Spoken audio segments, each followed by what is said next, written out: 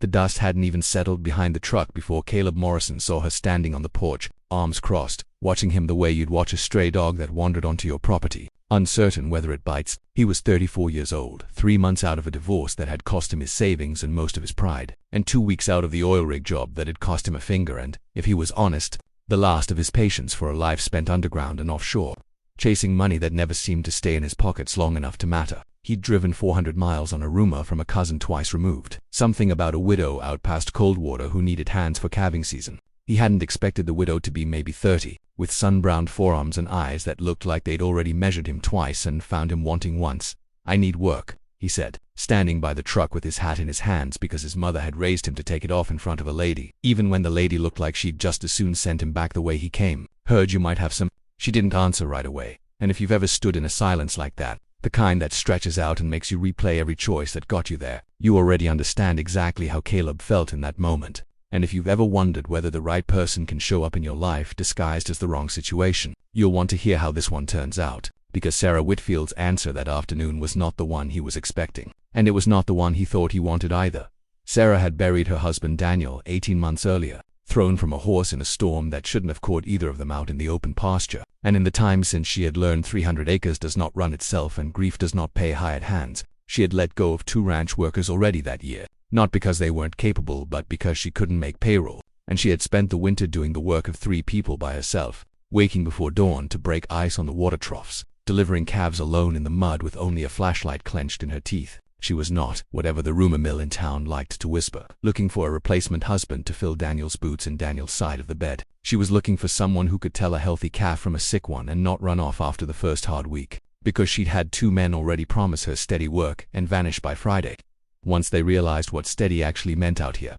"I don't need a cowboy," she finally said, turning back toward the house, and Caleb felt the words land the way rejection always lands, quick and final. But before he could get back in the truck, she added, over her shoulder, almost as an afterthought that wasn't an afterthought at all, "I need someone who isn't going to leave when it gets hard." That's not the same thing as a cowboy. Most cowboys I've known are real good at showing up and real bad at staying. He didn't understand yet how much weight was behind those words, how they weren't really about ranch hands at all, not fully, but about a woman who had watched her father leave when she was 9, who had watched her first husband, before Daniel, walk out during the drought year without so much as a note, who had finally found something steady in Daniel only to have the ground itself take him from her in a single afternoon. Sarah Whitfield had built her entire understanding of the world around one brutal lesson, that the things and people you love the most are the ones most likely to be taken or to leave. And somewhere along the way that lesson had calcified into something harder, a wall built out of self-sufficiency and suspicion in equal measure.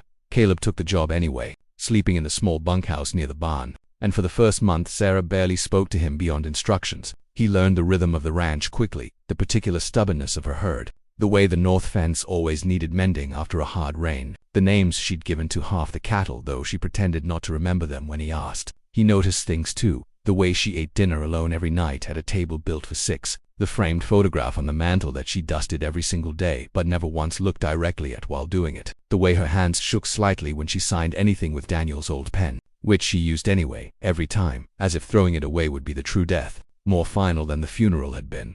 Winter came hard that year, harder than either of them expected, and it was during a February blizzard, with half the herd stranded in the lower pasture and temperatures dropping fast enough to kill a newborn calf in under an hour, that something between them finally cracked open. They worked through the night together, hauling calves into the barn, breaking ice, running extension cords out to heat lamps with fingers so cold they could barely feel the metal, and somewhere around 4 in the morning, exhausted and frozen and covered in mud and afterbirth, they sat together on hay bales in the barn, breathing hard, watching a calf they'd both feared they would lose finally struggle up onto shaking legs. "You could have quit 100 times by now," Sarah said, not looking at him, just watching the calf find its footing. Most men would have. He thought about it for a moment before answering because he wanted to give her something true instead of something easy. "I had somewhere else to be once," he said. "Had a wife, had a house, had all of it, and none of it held together.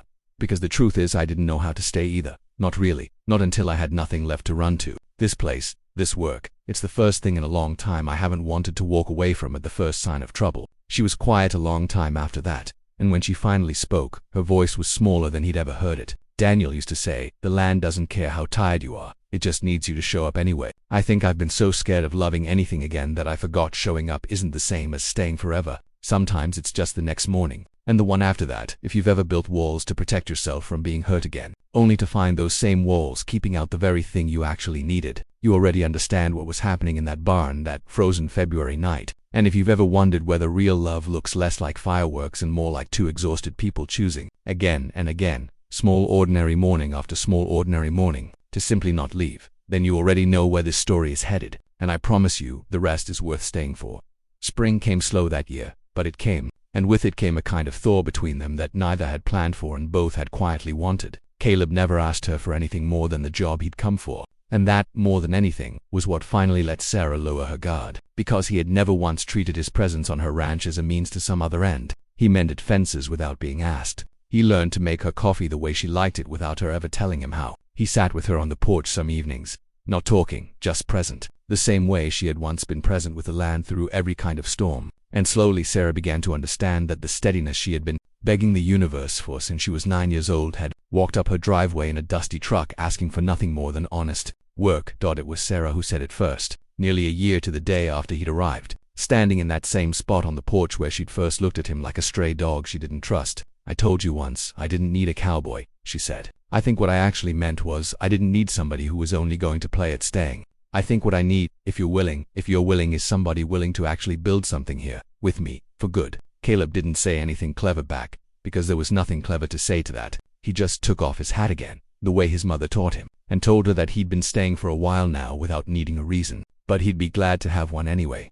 They married the following autumn in that same barn where the calf had found its footing. String lights hung from the rafters, half the town in attendance because word travels fast in a place like Coldwater. And somewhere in the middle of that celebration, Sarah caught Caleb's eye across the room and understood, fully and finally, that showing up wasn't a guarantee against loss. Nothing ever could be that, but it was the only real proof of love that had ever actually held true in her life. He had shown up in a snowstorm, in exhaustion, in every ordinary unglamorous morning in between, and that had been the answer all along. If this story reached something in you, think about the people in your life who show up quietly, again and again, not with grand gestures but with steady, ordinary presence, because that is so often where real love actually lives. Give this video a like if it moved you, share it with someone who needs a reminder that staying is its own kind of love story, and subscribe for more tales like this one. Thank you for watching, and until next time, remember, sometimes the right person isn't the one who sweeps you off your feet, but the one who simply never leaves.